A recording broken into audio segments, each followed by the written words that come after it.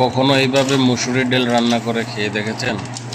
আজকে আমি ভিন্ন রকমভাবে ডাল রান্না করব, আপনি দেখবেন। বিশ্বাস করেন, জিহ্বায় লেগে থাকবে এই ডাউল। প্রিয় বন্ধুরা, যদি আপনার পেজে নতুন হয়ে থাকেন অবশ্যই ফলো করে লাইক কমেন্ট শেয়ার করে আমাকে সাপোর্ট দিয়ে যাবেন।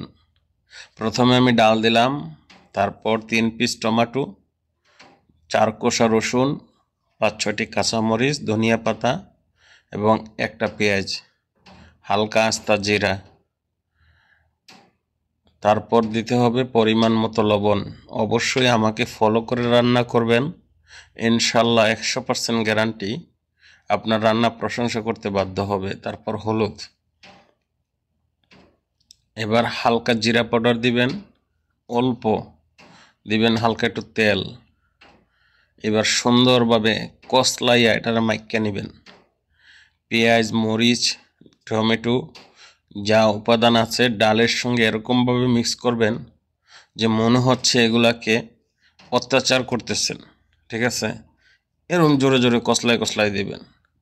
যাই হোক, এভাবে কষলানোর পর দেখেন আমি সুন্দর করে কিন্তু মিক্স করতেছি।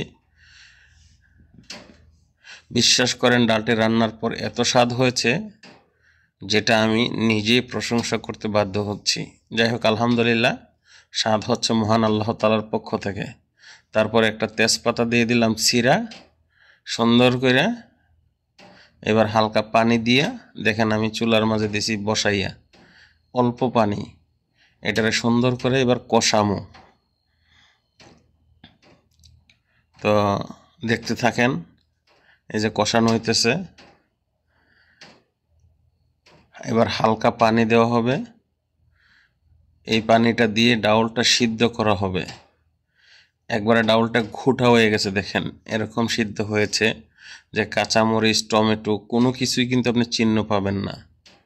যাই হোক, একবারে মিক্স করতে করতে করতে করতে তারপর আমি এটার মাঝে ফুটফুটে গরম পানি দিয়ে দিলাম, ঠান্ডা পানি না। এই যে দেখেন,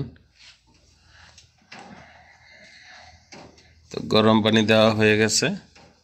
আমি এটা পাতলা ডাউল রান্না করেছি, আপনি চাইলে এটা চড়চড়িও রান্না করতে পারেন এইভাবেই। ক্যামেরার মাঝে ধোঁয়াটা এসে লাগছিল, এই জন্য অন্ধকার অন্ধকার লাগে। যাই হোক, এখন বলক উঠে গেছে দেখেন ডাউলটা। এবার আমি ছোট্ট একটা প্যান নিলাম, সেখানে অর্ধেকটা রসুন দিলাম, যেহেতু অর্ধেকটা আমি আগে দিয়ে দিয়েছি। এবার হালকা গরম তেলে রসুনটা দিয়ে আস্তে আস্তে বাগার দিতেছি, যার ফলে রসুনটা পুড়বে না এবং ভিতর থেকেও ভাজা ভাজা হয়ে আসবে। আর গরম তেলে দিলে উপরে কালা হয়ে যায়, ভিতরে রসুন কাঁচা থেকে যায়। যাই হোক, এখন দেখেন রসুনটা সুন্দর একটা কালার আসছে। আমি এখন রসুনটাকে ডালের মাঝে ঢেলে দেব,